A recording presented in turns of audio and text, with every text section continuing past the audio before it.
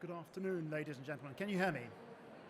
So we're here today to talk about 5 ways that we know and have experience of increasing sales using digital shelf analytics. Just to get a sense check, who's aware of digital shelf analytics? Does anybody know what digital shelf analytics? So digital shelf analytics is the process of crawling retailers' websites and building out a set of statistics to optimize sales across those retailers' websites. And that's what our company does. So brief history, if I may. I'm the CEO of our company, Eaves. I spent 16 years at Electronic Arts selling video games across 52 countries. I built up the markets in countries ranging from the Middle East. I saw the rise of Amazon in the Middle East. I've seen how Poland has become a fully fledged market. And I've endured trading in Germany, Switzerland, Netherlands, and so on. I also ran Electronic Arts' direct-to-consumer offering across Europe and had to work out how to do that. And I've spent the last 6 years building out a digital shelf analytics tool that I wanted to use to optimize my business at the time. Hi everyone, I'm Sam. Can everyone hear me? No? Nothing? Nothing on my mic?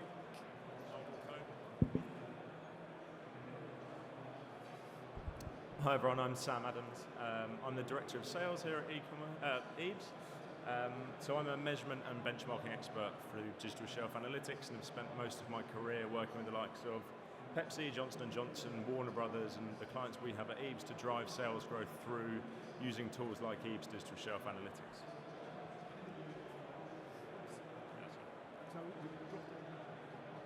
So I think we talked briefly about digital shelf analytics. It's a well-established technique, and it tracks various types of data. It does things, for example, like I put a product search name into the retail search engine and sees what products come back. It looks at which are the top products in a category. It looks at pricing. It looks at what the overall retail offering is and compares it to other retailers. So we will talk about some figures here, and I will hasten to add that these figures will apply to the electronics category.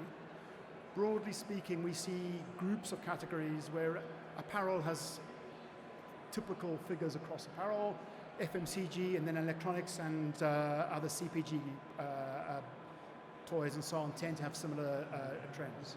So we'll use the trends from the electronics industry, but we can equally, if you're interested in getting data for your particular industry, we can share that as well.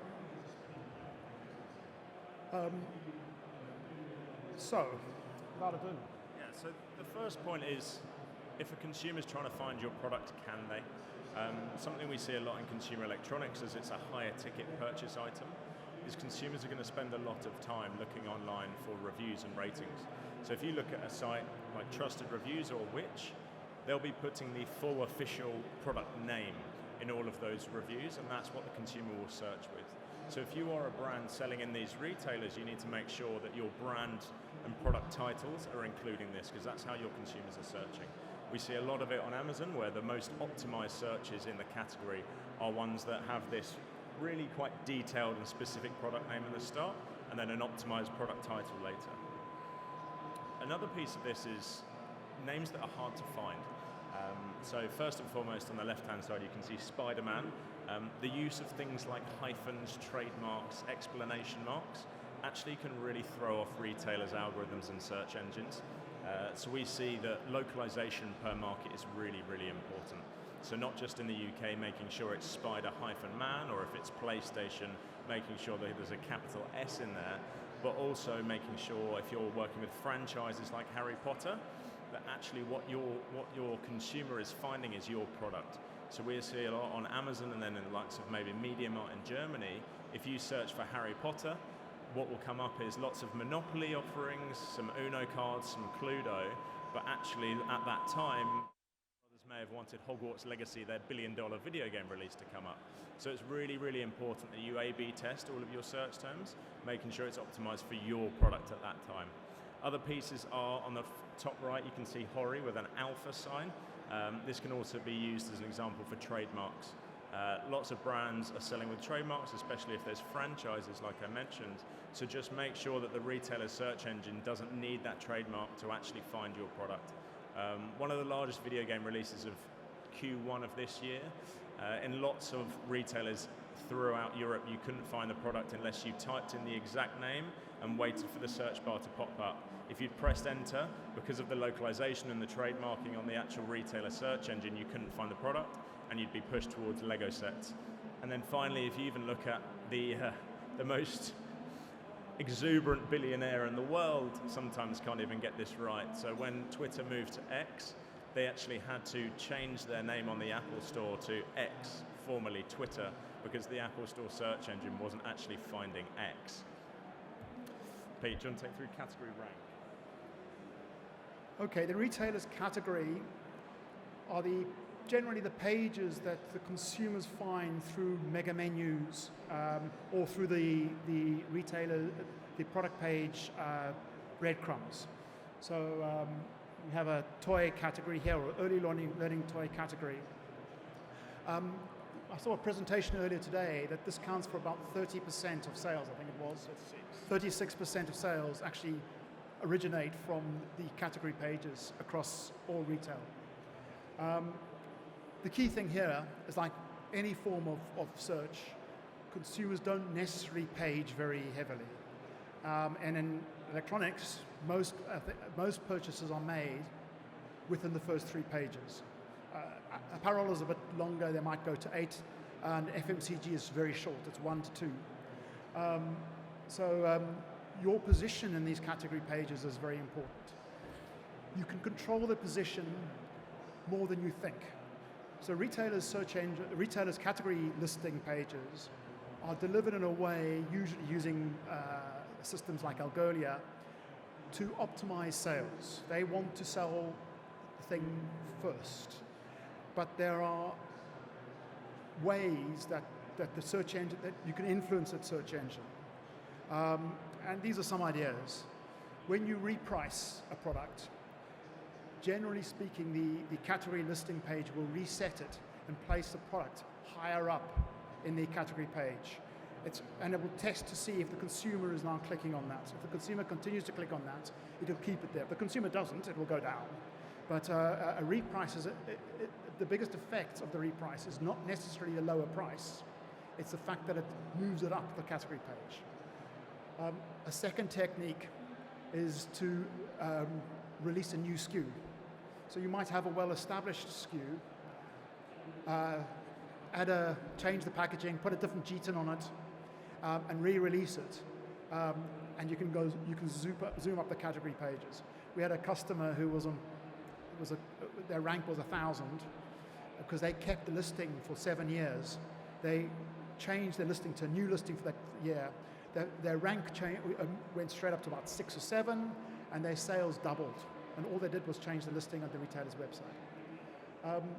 The third technique, it depends on the retailer, but content changes, updating images, improving the quality of the text, has other benefits, but in addition, it does help reset some retailers' category engines.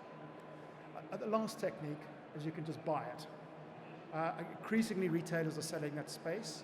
It's probably the best co-op spend or a trade marketing spend that you can make. And if you're a retailer and you don't charge for category listing, start right away. You're going to get customers for it. You can see how much money Amazon's making off this. So it's a strong tip. This is probably the most unused method that you can rapidly increase sales or optimize sales, and it's not that well understood by many people. Oh, that's taken me all the way to the end. How do I get that back? There we go, that was pure luck. So stock availability is a huge thing, right? So as we all know, 3 years ago in March, it was very hard to get toilet paper. And effectively, if we couldn't get Pampers or Andrex, we'd go to another brand. So by not being in stock at that one time we needed, we may have shifted to another brand for life. And what does that mean for sales? So if you're out of stock for one day in a week, you can see on average a 22% loss in that week's sales for that SKU. So yes, of course, there's always going to be times where you're out of stock, but it's about replenishing that stock as quickly as you can. There is a huge fiscal difference to revenue by going back into stock within 24 to 36 hours than leaving it for 3 or 4 days. Lots of retailers send weekly stock reports, and lots of brands maybe do a weekly audit at 10 o'clock on a Monday morning to see if they're in stock. But again, that's not even a weekly audit, that's a 10 o'clock on a Monday audit. You need to be making sure that you're checking this data on a daily basis to truly get the right picture and the true picture of how your brand's performing and effectively how you can drive those sales. Here's a real life example which we've anonymized, but the longer a product goes out of stock and the more consistently it goes out of stock over a period of time, the more it's going to really hurt your product ranking. So this was an example from Q4 of last year. The biggest dip was also during Black Friday week. This product was in the top 5 for rank for the 12 months before this period. The example was for MediaMarkt in Germany. And it was going out of stock once every 3 or 4 days, and then on the first day of Black Friday, it went out of stock for a week. So the rank went down to 260, and over that second half of the graph, which is 3 months, the rank didn't get back into the top 40 products. So again, we're talking about, let's say, a 22% loss in sales for every day that it's out of stock. This stock issue would have cost this brand hundreds, if not millions of dollars. Again, from not looking at this data enough and really understanding, we've clearly got a stock issue here in one of our biggest retailers in our biggest quarter of the year. So we need to address that by possibly reshifting our focus from other retailers or really understanding why those stock issues are happening. So a couple of things that you can do to help your stock issues. So focusing your reorder requests. So if retailers are out of stock of 300 of your SKUs, they're maybe not going to want to buy all 300 again. So make sure your focused SKUs are the ones that you're pushing back to those retailers. And then secondly, to really get on their side is maybe derange some products if they're a couple of years old or aren't particularly a focus for your business. You really want to be focusing on your AAA items and allowing those retailers to focus on that as well. So if you then take a few SKUs off their plate, they'll be quite grateful in theory, and then your negotiations for new stock will be a lot easier.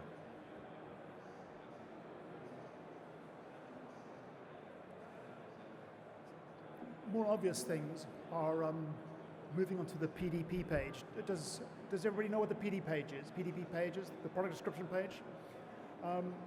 Is to respect that different retailers have different styles of websites and max what that retailer's website is. So we've got an example where Amazon wants 6 images plus a video. Give it at 6 images and video. In fact, it will rank your product higher if you do have 6 images plus a video. It also, the style, the way the consumers shop, they'll convert higher if you have 6 images. One of those images, by the way, should be a package, not just the item, but an outer of the item, just as a tip. MediaMarkt in Germany, you can have up to 25 plus images, so you can go crazy in MediaMarkt, but their order of your images can really make a difference. And make your package 3rd or 4th. Don't make it 25th, because people want to see what the outer is, particularly in the gifting environment where they're buying it for somebody else. But it's not. It's more than just. Sorry, it's more than just that. There's a lot of other things. You can look at the number of words that a retailer has in their description page is not going to be consistent. It's not going to be relevant to have 300 words for every single retailer. You need to understand what the retailer's website has across its website and fit in with the rest of the website. Amazon will have 400 or 500 words, but Argos will prefer to have 80 words. And by leaning into that, you can get a better conversion just by reflecting what that retailer is at, rather than just try and give 1,000 words to everything else. So finally, I suppose the last set of tips, and again, we could talk for 6 hours on tips to increase revenue through digital shelf, but to really keep it nice and tight to fit in a 20-minute presentation. The final thing is, each and every retailer brand here will probably have 1,050 different data points that they're receiving from countless agencies, and effectively have a data swamp where sometimes they can feel a bit drowned and don't know what data to look at. I have a kind of a policy that I'd prefer to tell you what you're doing wrong than what you're doing right, especially when you're getting lots and lots of information. So make sure that if you're using a digital shelf solution, that it's geared up to tell you when you need to take action. It's not geared up to then pat you on the back saying, well done, your price has stayed the same and you're in stock. It actually needs to email you as soon as you've gone out of stock, as soon as you've lost the buy box, or as soon as there's a sudden price drop in the market and you need to know which retailer has done that. The buy box piece is really, really important. You don't want to be spending money promoting on Amazon and then actually having someone convert that business for you. So again, of course, there's a reason why we're here, and that's that the Eaves Digital Shelf Analytics solution does this for you. And again, we're happy to take any questions about that. We've also got a booklet, which is a more in-depth version of this presentation. But for now, if there's any questions, please hand up the microphone.